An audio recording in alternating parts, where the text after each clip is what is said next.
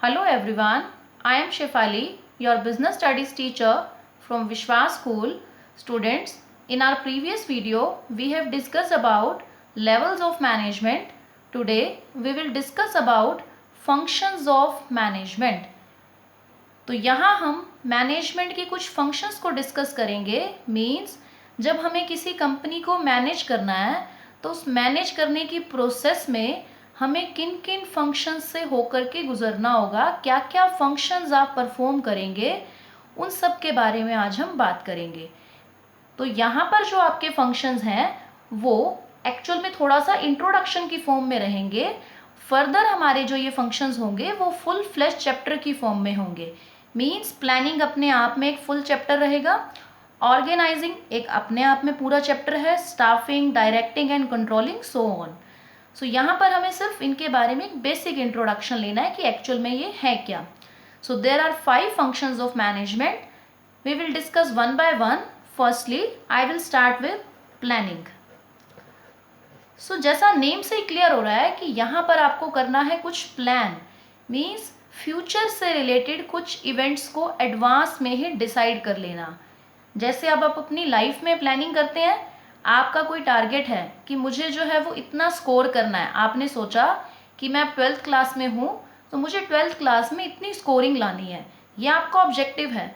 अब इस ऑब्जेक्टिव को अचीव करने के लिए भी तो आप कुछ प्लान्स बनाएंगे कि मैं ऐसे ऐसे करने वाला हूँ। बहुत सारी चीज़ें जो हैं आप इन एडवांस ही डिसाइड कर लेंगे। सो बेसिकली फ्यूचर इवेंट्स को एडवांस में डिसाइड करना इज प्लानिंग, कि कुछ प्लान करना। और वो जो हमने सोचा ना कि हमें इतना गेट करना है, वो भी प्लानिंग का पार्ट है। अब अगर इसको मैनेजमेंट के नज़रिए से हम देखें तो हमने जो है वो लेवल्स पढ़े थे कि लेवल्स होते हैं top, middle and low level. तो जो टॉप लेवल मैनेजमेंट होती है उसका काम है कि वो प्लानिंग करेगी, प्लान करेगी चीज़ों को, ठीक है। तो यहाँ प्लानिंग में बेसिकली हम क्या क्या चीज़ें हैं जिनका आंसर हमें चाहिए। फर्स्टली तो है कि what is to be done, कि हमें एक्चुअल में करना क्या है। पहले तो वो प्लान करना पड़ेगा ना कि एक बिजनेस आप करने जा रहे हो तो आपको पता तो हो कि आपको करना क्या है एक्चुअल में। What is to be done, then how it is to be done, कि अब आपको ये तो पता है कि आपको जो है क्या करना है, लेकिन उसको करना कैसे है उसका भी आंसर चाहिए हमें। अब आपके पास हाउ का आंसर तो आ गया। अब आप इसके बाद ये देखेंगे कि मुझे ये पता है कि मैं कैसे करूँगा, बट करवाना किससे है, कौन परफॉर्म करेगा। हु का आंसर भी चाहिए फिर हमें कि who will perform that task, कौन परफॉर्म करेगा। And then when it is to be done, कि ये काम कब परफॉर्म होगा, कौन सा काम पहले करना है, कौन सा बाद में करना है, ठीक है। ये सब चीज़ें भी हम प्लान करेंगे। अब बेसिकली आप एक बिजनेस कर रहे हैं तो ऑब्वियसली प्रोडक्शन पहले होगा, उसके बाद ही सेल का टास्क आएगा। सो इस तरह से हमें देखना है कि क्या क्या चीज़ें मैं कैसे कैसे परफॉर्म करूं और कब परफॉर्म होंगी वो। ये था हमारा एक बेसिक बात। अब हम देखें कि हमारे प्लानिंग को जब हम कर रहे होते हैं तो उसमें हम किन किन स्टेप्स से होकर के गुजरते हैं। यहाँ हमने बेसिक चीज़ें डिस्कस की, अब हम स्टेप्स डिस्कस करें। सो फर्स्ट स्टेप हमने, जैसे हमने यहाँ बोला ना कि what is to be done, तो पहला स्टेप भी इसी तरह से हमारा बनता है सेटिंग ऑब्जेक्टिव्स, कि आपको अपना ऑब्जेक्टिव सेट करना है कि आपको एक्चुअल में क्या करना है, आपका क्या टारगेट है। आपको सेल बढ़ानी है, प्रॉफिट अचीव करना है। जनरल लाइफ की बात करें हम तो हमारा अलग अलग गोल्स होते हैं हमारे, कि हमें पढ़ना क्यों है, एक्चुअल में हमारा क्या ऑब्जेक्टिव है। तो बेसिकली गोल्स, ऑब्जेक्टिव सेट करने के बाद अब आप अपने नेक्स्ट स्टेप पर पहुंच जाते हैं, वो है आपका डेवलपिंग प्रीमाइसेस। अब ये वर्ड क्या बोलता है हमें, क्या होते हैं ये डेवलपिंग प्रीमाइसेस। यहाँ पर आप फ्यूचर से रिलेटेड कुछ अजम्पशंस बनाते हैं। एक सिंपल इस वर्ड को अटैच कर लो इसके साथ, अजम्पशंस। इससे आप इसको इजीली याद रख पाएंगे, अदरवाइज थोड़ा टेक्निकल हो जाएगा आपके लिए। डेवलपिंग प्रीमाइसेस मीन्स फ्यूचर से रिलेटेड कुछ अजम्पशंस बनाना। अब अजम्पशंस क्या होंगी, क्यों बनाना चाहते हैं हम अजम्पशंस, वो इसलिए क्योंकि बात हम कर रहे हैं प्लानिंग की। तो वो अजम्पशंस भी एक तरह से वो प्लानिंग ही है, हमारी प्लानिंग का ही पार्ट है। फॉर एग्जाम्पल हम बात करें कि हमने एक अजम्पशन लगा ली कि मुझे इतनी कैपिटल की नीड होगी, तो एक तरह से मैं प्लान ही कर रही हूँ कि भाई मुझे इतनी कैपिटल चाहिए होगी, मैंने एडवांस में प्लान कर लिया, ओके। उसके अलावा क्या अजम्पशन लगा सकते हैं हम कि मुझे रॉ मटेरियल कितना चाहिए होगा, ये भी एक अजम्पशन है, क्योंकि अभी फ्यूचर आया नहीं है सामने, आपने काम शुरू नहीं किया है। काम के शुरू होने से पहले ही आपने सोचा कि एक बार डिसाइड कर लूँ कि कुछ चीज़ें मेरे को बिफोर हैंड पता हो। बिफोर हैंड मीन्स काम को स्टार्ट करने से पहले ही मुझे पता हो। ओके, कैपिटल हो सकती है, रॉ मटेरियल हो सकता है, या आपके जो है कस्टमर्स, उनका टेस्ट आप एडवांस में देखना चाह रहे हैं, थोड़ा सा अज्यूम करना चाह रहे हैं कि वो किस तरह का प्रोडक्ट पसंद करेंगे। गवर्नमेंट की पॉलिसी हो सकती है कोई, कि आप गवर्नमेंट की पॉलिसीज को इन एडवांस कुछ अज्यूम कर रहे हैं। ओके, तो ये सारी फ्यूचर अजम्पशंस हम पहले से ही डिसाइड करके रखते हैं। नेक्स्ट स्टेप पर आते हैं हम प्लानिंग के। अब हम कहते हैं कि हमें जो है ना वो how it is to be done का आंसर चाहिए, कि मैं काम को जो है ना वो कैसे परफॉर्म करूं। एक काम को परफॉर्म करने के कई तरह के तरीके हो सकते हैं। जैसे सपोज आपका ऑब्जेक्टिव है कि मुझे अपना बिजनेस ना बड़ा करना है, बढ़ाना है अपने बिजनेस को, तो उसके भी कई वेज हैं। उन वेज को हम बोल देते हैं ऑल्टरनेटिव या ऑल्टरनेट्स कह सकते हो आप। इसका मतलब होता है एक काम को करने के अलग अलग ऑल्टरनेट्स होना, अलग अलग ऑप्शंस होना। अब हम बात करें कि हमें अपने बिजनेस को एक्सपेंड करना है। अब अगर एक्सपेंड करना है तो आपके पास कई तरीके हैं। एक, कि आप जिस प्रोडक्ट में ऑलरेडी डील कर रहे हैं उसी में वेरिएशंस ला करके और ज़्यादा वाइड कर दीजिए अपनी रेंज को। जैसे सपोज आप इलेक्ट्रॉनिक्स में डील कर रहे हैं तो उसी में कुछ और वेरिएशंस ले आइए अपने प्रोडक्ट्स में। टीवी सेट बना रहे हैं, उसमें अलग अलग मॉडल्स निकाल सकते हो आप। उसके अलावा हम कोई और नए प्रोडक्ट में ही डील करना शुरू कर दें, कि हम बना तो टीवी रहे थे, उसके मॉडल्स लाने की बजाय हमने सोचा कि हम रेफ्रिजरेटर बनाना शुरू कर देते हैं। सो इस तरह से भी आप अपने बिजनेस को बड़ा कर सकते हो, एक्सपेंड कर सकते हो।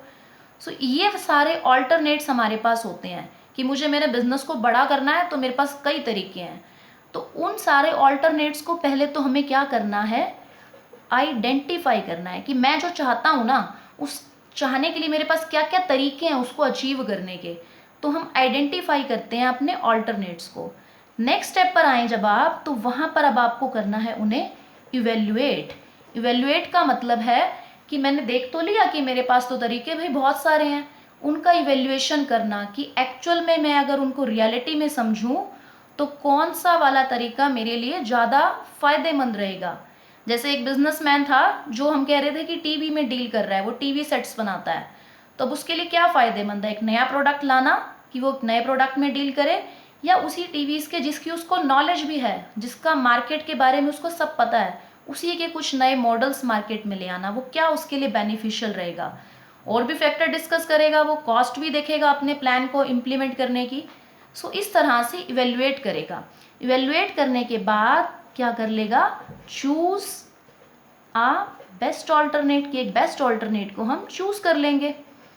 अब चूज़ कर लेने के बाद ये तो सिंपल स्टेप है कि हमने चूज़ कर लिया कि ये वाला चीज़ मेरे लिए बेस्ट है। देन आपको सिंपली क्या करना है, उस चीज़ को इम्प्लीमेंट कर देना है। ओके, इम्प्लीमेंटेशन ऑफ प्लान, कि जो आपने चूज़ किया उसको इम्प्लीमेंट कर देंगे हम। नेक्स्ट हम स्टेप करते हैं, that is a very important step, follow up action. अब ये last but not the least वाली बात है यहाँ पर, कि फॉलो अप एक्शन में आप ये देखते हो कि जो प्लान आपने सोचा उसको इम्प्लीमेंट किया, क्या वो सही तरीके से परफॉर्म कर रहा है या नहीं कर रहा है। तो यहाँ पर फॉलो अप एक्शन का मतलब है कि अगर कोई कमी रह गई है तो वापस से घूम करके कहाँ आ जाओ, फर्स्ट स्टेप के ऊपर आ जाओ। ये लास्ट स्टेप लिंक रहता है हमारे फर्स्ट स्टेप से, कि ठीक चल रहा है तो इट्स ओके, नहीं चल रहा है तो घूम करके आ जाइए पहले स्टेप पर। देखिए कि आपके ऑब्जेक्टिव में कोई कमी है, आपने कोई अजम्पशंस में है, मीन्स वापस से आपको होकर के गुजरना पड़ेगा फिर ऑल स्टेप्स के थ्रू। ओके, अब हम बात कर लेते हैं हमारे नेक्स्ट फंक्शन की, दैट इज ऑर्गेनाइजिंग। ये क्या कहता है हमें, organising same as it is, कि जैसे नाम है वो नाम ही हमें क्लैरिफाई करेगा कि एक्चुअल में कहना क्या चाह रहे हैं हमें। Organising means to organise something, कि किसी चीज़ को ऑर्गेनाइज करना, एक ऑर्डर की फॉर्म में लाना, एक सीक्वेंस बना देना। तो ऑर्गेनाइजिंग का जो फंक्शन है आपका, यहाँ आप जो भी प्लानिंग में आपने डिसाइड किया उसको रियलिटी में लाने की कोशिश करते हैं, क्योंकि प्लानिंग में तो हमने प्लान्स बनाए हैं, अब उन प्लान्स को फंक्शनल बनाना है कि उसमें जान डालनी है अपने प्लानिंग में, तो वो काम कौन करेगा? ऑर्गेनाइजिंग। सो बेसिकली ऑर्गेनाइजिंग में हम क्या करते हैं? एक स्ट्रक्चर तैयार करते हैं। किसका? Structure of roles. Roles means कौन क्या काम परफॉर्म करेगा। आप एक स्ट्रक्चर बनाते हैं, उस स्ट्रक्चर में आप डिफरेंट डिफरेंट जॉब्स क्रिएट कर देते हैं। मीन्स आपके पास एक प्रोजेक्ट है कि आपने जो है वो ये काम करना है, अब उस काम को छोटे छोटे टुकड़ों में बांट देना इस कि हमने उसकी अलग अलग जॉब्स में डिवाइड कर दिया उस काम को, ठीक है। उस छोटे छोटे जॉब्स को हम फिर ये देखते हैं कि उस जॉब्स को परफॉर्म करने के लिए हमें लोग चाहिए। अब उन लोगों के बीच में रिपोर्टिंग रिलेशन डिसाइड करना। मीन्स आपने एक काम को अलग अलग तरीके से छोटे छोटे पार्ट्स में बांट दिया कि ये पार्ट्स हैं, ये इस तरह से मेरा ये काम जो है वो परफॉर्म होगा, ठीक है। अब आप ये देखेंगे कि मैं जो काम मैंने जॉब्स डिसाइड की उसमें कौन किसको रिपोर्ट करेगा। मीन्स रिपोर्टिंग रिलेशन सेट करूंगा मैं। कौन किसका जो है वो बॉस रहेगा, who will be the boss, who will be the subordinate, कि कौन किसके अंडर काम करेगा। ये सारी चीज़ें हम ऑर्गेनाइजिंग में डिसाइड करते हैं, ओके। और अगर हम इसके बाद अगर हम स्टेप्स की बात करें तो सबसे पहले यहाँ पर आपको क्या करना है? अपने काम को क्या करना है? आइडेंटिफाई करना है, identification of work. And then आपको क्या करना है? उस काम का डिवीज़न करना है। जैसे हमने कहा कि एक काम को छोटे छोटे टुकड़ों में बांट देना है हमें, ओके। अब ये तो हमने कर लिया कि काम आइडेंटिफाई हो गया, उसको हमने स्मॉल स्मॉल ड्यूटीज़ में छोटे छोटे पार्ट्स में बांट दिया उस काम को। उसके बाद हमें बना लेने हैं डिपार्टमेंट्स। डिपार्टमेंटलाइजेशन मीन्स आपने अगर एक आपके पास पूरा प्रोजेक्ट है, आप एक बिजनेस कर रहे हैं, उसमें अलग अलग डिपार्टमेंट क्रिएट कर देना कि ये प्रोडक्शन डिपार्टमेंट है, ये सेल्स डिपार्टमेंट है, ये मेरा अकाउंटिंग डिपार्टमेंट रहेगा। अलग अलग डिपार्टमेंट्स डिसाइड करना और फिर हर डिपार्टमेंट के अंदर अलग अलग पोस्ट भी डिसाइड करते हैं। बेसिकली आप एक स्ट्रक्चर बना रहे हैं, ठीक है। तो डिपार्टमेंटलाइजेशन के बाद हम करते हैं असाइनमेंट ऑफ ड्यूटीज़, कि आपने डिपार्टमेंट्स तो बना दिए, अब उन लोगों को ड्यूटीज़ असाइन करनी है हमने। मतलब जो ड्यूटीज़ हमने डिसाइड की हैं कि जो जो जॉब्स परफॉर्म होनी है वो सारी duties. And next reporting relations, कि कौन किसको रिपोर्ट करेगा, वो रिपोर्टिंग रिलेशंस हमें डिसाइड करने हैं यहाँ पर, कि कौन किसका बॉस होगा, कौन किसके अंडर काम करेगा। ये सब चीज़ें हम डिसाइड करते हैं कि क्या राइट्स होंगे, क्या ड्यूटीज़ हैं, वो सब चीज़ें, ओके। सो अगर सम अप करें ऑर्गेनाइजेशन को या ऑर्गेनाइजिंग को, तो क्या है? ये एक स्ट्रक्चर ऑफ रोल्स है कि हमने एक स्ट्रक्चर तैयार किया, उसमें हमने रोल्स डिसाइड किए। रोल्स मतलब कि किसकी क्या पोस्ट है, किसकी क्या काम है, ड्यूटी क्या है, जॉब क्या है किसका, ओके। अब उसके बाद हम आ जाते हैं हमारे नेक्स्ट स्टेप के ऊपर, दैट इज स्टाफिंग। अब स्टाफिंग में आईएनजी को अगर हम रिमूव कर दें तो क्या रह जाता है? स्टाफ। तो मीन्स ये किससे रिलेटेड है? हमारे स्टाफ से। अब ये कहता है कि ऑर्गेनाइजिंग में आपने एक आउटलाइन तो तैयार कर ली थी, अब उसके अंदर आपने छोटे छोटे जॉब्स में भी काम को बांट दिया, लेकिन उनको करेगा कौन? लोग परफॉर्म करेंगे। सो यहाँ पर हम बेसिकली क्या कर रहे हैं? अपॉइंटिंग पीपल कह लीजिए या अपॉइंटिंग स्टाफ, कि जो आपने यहाँ पर तैयार किया अपना एक ढांचा, उस पर अब आपने जो है वो लोगों को अपॉइंट कर देना है, ठीक है। Staffing means to appoint people या टू अपॉइंट योर स्टाफ, और उसके बाद उन्हें जो है वो लगे रहें काम पर। ये भी आपको जो है वो इंश्योर करना है कि वो अपने जॉब को जो है वो सीरियसली परफॉर्म करें। सो यहाँ हम क्या क्या चीज़ें लेते हैं स्टाफिंग के अंदर? सबसे पहले तो आप एस्टिमेट लगाते हैं कि आपको जो है वो किसी काम को करने के लिए कितने लोग चाहिए। एस्टिमेटिंग मैन पावर रिक्वायरमेंट, कि आपको किसी काम को करने के लिए कितने लोग चाहिए। एंड देन हम नेक्स्ट स्टेप क्या करते हैं? अब हमें पता है कि हमें इतने लोग चाहिए, तो उनको हम मोटिवेट करते हैं कि वो आकर के हमारी ऑर्गेनाइजेशन में अप्लाई करें। रिक्रूटमेंट मीन्स कि उनसे एप्लीकेशन इनवाइट करना कि आप आइए, हमारे पास ये जॉब है, हमारे पास ये सीट खाली है, काम पर आप आइए हमारे पास।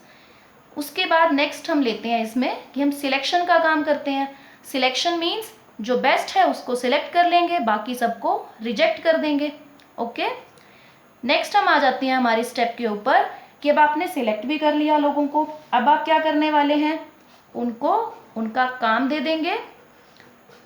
और ओरिएंटेशन मीन्स एक बेसिक इंट्रोडक्शन देना कि वो जहाँ पर काम करने वाले हैं उस काम के अंदर उनको क्या क्या परफॉर्म करना होगा, कौन उनका बॉस है, ये सारी बेसिक इंट्रोडक्शन देना इज ओरिएंटेशन।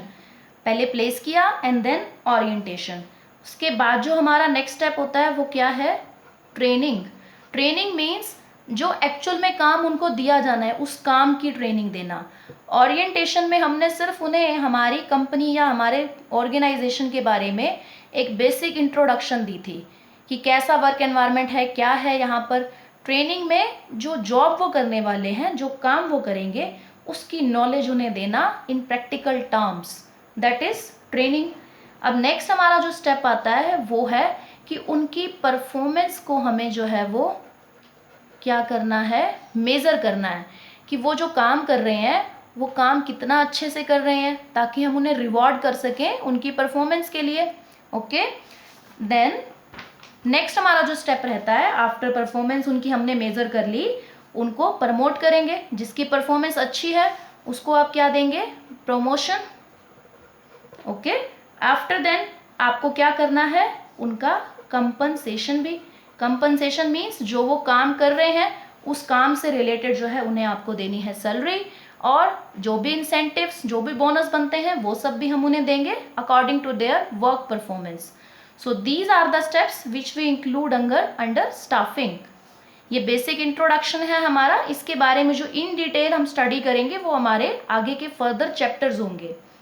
अब हमारे नेक्स्ट फंक्शन पर आ जाते हैं हम, दैट इज डायरेक्टिंग।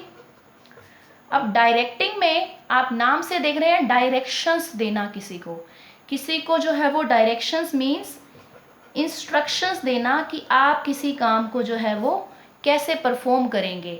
ओके, अब जो एक एम्प्लॉय है जब वो एक कंपनी को ज्वाइन कर लेता है तो जो उसका बॉस होगा, जो उसका सुपीरियर होगा, वो उसको डायरेक्शंस यानी रास्ता दिखाता है कि आप इस काम को कैसे कैसे करेंगे। तो यहाँ पर आता है इंस्ट्रक्शंस देना, उनके साथ कम्युनिकेट करना कि आप जो है वो उनकी अपनी बात बताएगा उनका बॉस उनको, और अपने एम्प्लॉयज़ की बात को सुनेगा, दैट इज़ कॉल्ड कम्युनिकेशन। कि जब दोनों तरफ से बात जो है वो एक दूसरे की लोग समझ रहे हैं, बॉस जो है वो अपने एम्प्लॉयज़ की बात को सुन रहा है और एम्प्लॉयज़ जो है वो अपने बॉस की बात को सुन रहे हैं, that is two way communication होना चाहिए। ओके, फिर उसके अलावा क्या कर सकते हैं हम इस स्टेप के अंदर कि हम लीड करें अपने एम्प्लॉयज़ को। बेसिकली इसको हम बोल देते हैं लीडरशिप, कि आपको जो है वो लीड करना है अपने एम्प्लॉयज़ को। लीडरशिप या लीड करने का मतलब है कि अपने बिहेवियर से आप उन्हें इस तरह से इन्फ्लुएंस कर दें कि जो आप चाहते हैं वो उस काम को उसी तरह से परफॉर्म करें, दैट इज़ कॉल्ड लीडरशिप। ठीक है, और इसमें हम एक और स्टेप परफॉर्म करते हैं कि अपने एम्प्लॉयज़ को हम करते हैं मोटिवेट, कि ताकि उनकी काम में जो एफिशिएंसी है वो बनी भी रहे और इंक्रीज भी होती रहे। ये सब चीज़ें हम डायरेक्टिंग में इंक्लूड करते हैं। अब नेक्स्ट आ जाते हैं हम after directing, last but very important function of management, that is controlling. Controlling means कि हमें कंट्रोल करना है हमारी ऑर्गेनाइजेशन में, हमारी कंपनी में जो हो रहा है उसमें हमारी कंट्रोल होना चाहिए, आपका होल्ड होना चाहिए। आपने जो कुछ भी प्लान किया, अब वो चीज़ें एज इट इज़ काम वैसा हो रहा है या नहीं, ये आपको देखना है। सपोज़ आपने एक टारगेट सेट किया है, अगर हम आपकी पर्सनल लाइफ का एग्जांपल लें कि मुझे 12th में जो है वो 95% से अबव स्कोर करना है, ठीक है। अब अगर आप पूरा साल अपनी परफॉर्मेंस को कुछ देखें ही नहीं और एंड में जाकर के सीधा अपना स्कोर देखें और आपका स्कोर बाय द चांस नहीं आ पाया जितना आपने सोचा, तो क्या कुछ हो सकता है? You can't do anything. So controlling का जो फंक्शन है ना, वो इस प्रॉब्लम को सॉल्व करने के लिए बनाया गया है। वो कहता है कि जब आपका काम चल रहा है ना, तो बीच बीच में आप चाहें तो अपने छोटे छोटे स्टैंडर्ड्स जो हैं वो फिक्स कर लें। यहाँ पर हम कहते हैं कि हम कुछ स्टैंडर्ड्स बना लेते हैं। अब वो स्टैंडर्ड्स तब फ़ायदा होगा जब आप शॉर्ट टर्म के लिए, मतलब थोड़े थोड़े टाइम के लिए वो स्टैंडर्ड्स को बनाएं। अगर आप बना दें कि मैं ईयर के एंड में देखूंगा तो नो बेनिफिट। आप थोड़े थोड़े टाइम के लिए स्टैंडर्ड्स फिक्स करें। मीन्स स्टैंडर्ड्स का मीन्स कुछ एक मैंने टारगेट सेट किया कि मैंने देखना है कि मेरा काम इतने टाइम में इतना काम मैं परफॉर्म कर पा रहा हूँ या नहीं कर पा रहा हूँ, तो उसको मेज़र करना एंड देन हम कंपेयर करें अपनी एक्चुअल परफॉर्मेंस के साथ उसे, तो हमें पता लगेगा। अगर कोई कमी आ रही है तो विद इन टाइम यानी वक्त रहते आप उसको सुधार पाएंगे। सो ये हम कंट्रोलिंग के अंदर करते हैं। सो बेसिकली हम ये कहते हैं कि कंट्रोलिंग का जो फंक्शन होता है हमारा, वो क्या करता है, it brings actual results closer to the desired results. Means कहना चाह रहे हैं हमें कि जो कंट्रोलिंग का फंक्शन है वो आपके जो एक्चुअल रिजल्ट आने वाले हैं उनको क्लोज लेकर के आता है, जो आप डिज़ायर है यानी जो आप चाह रहे हैं उनके क्लोज लेकर के आता है। ठीक है, अब कैसे लाएगा, वही जो हमने अभी अभी बात की है यहाँ पर कि आप थोड़े थोड़े टाइम के लिए छोटे छोटे स्टैंडर्ड फिक्स करिए। तो यहाँ पर हम स्टेप्स के बारे में बातचीत कर लेते हैं कि क्या कुछ हमारे जो हैं वो स्टेप इंक्लूड रहते हैं कंट्रोलिंग के फंक्शन के अंडर। फर्स्ट इज कि आपको जो है वो स्टैंडर्ड्स फिक्स करने हैं। ऑब्वियसली सबसे पहले तो आपको जो है वो कुछ सेटिंग स्टैंडर्ड्स करने पड़ेंगे, कुछ छोटे छोटे टारगेट फिक्स करने पड़ेंगे, सेटिंग स्टैंडर्ड्स। अब यहाँ हम फॉर एग्जांपल कह सकते हैं कि आपने डिसाइड कर लिया कि एक वीक के अंदर मेरी इतनी सेल होनी चाहिए या एक वीक में मैं इतना प्रोडक्शन कर लूँ। इस तरह से हम कहते हैं कि आप शॉर्ट टाइम के लिए कीजिए।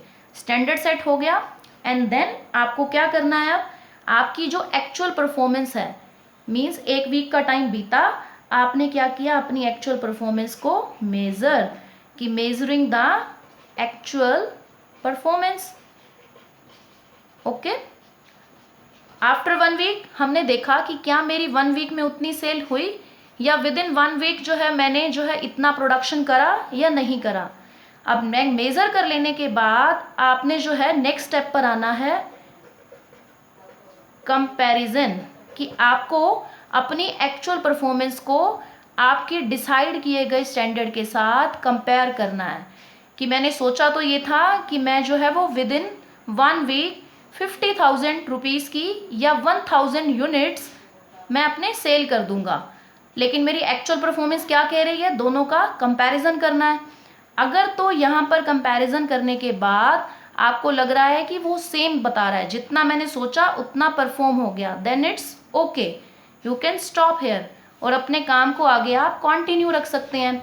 लेकिन अगर आपको लग रहा है कि आपने जितना सोचा उतना नहीं हुआ, तो आप क्या करने वाले हैं, फाइंडिंग डेविएशंस।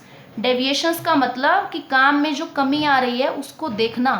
अब उस डेविएशन को फाइंड आउट करने के बाद सपोज आपने सोचा कि मैं 1000 प्रोडक्ट बेचने वाला हूँ विद इन 1 वीक, नहीं बेच पाया आपने जो है वो सपोज 800 ही सेल किए, तो अब आपको देखना है कि वो जो 200 की कमी रह गई वो क्यों रह गई।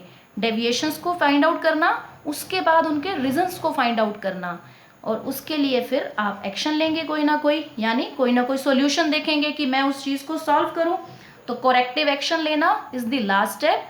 कोरेक्टिव एक्शन लेने के लिए आप पहले ये भी देखते हैं कि जो मैंने स्टैंडर्ड सेट किया था क्या वो स्टैंडर्ड सही था, कहीं ऐसा तो नहीं कि मैंने स्टैंडर्ड ही बहुत बड़ा फिक्स कर दिया। सो इस तरह से अगर आपका स्टैंडर्ड सही है तो फिर आपके काम में ही कहीं कोई कमी है, उसका रीज़न आपको फाइंड आउट करना है। Okay, that's all for today. Case studies आपको प्रैक्टिस करना है सेम टॉपिक का जो हमने डिस्कस किया, एंड प्लीज़ कॉन्टिन्यूसली साथ साथ आप स्टडी करते रहिए ताकि बाद में हमें कोई भी प्रॉब्लम नहीं हो। Thank you so much.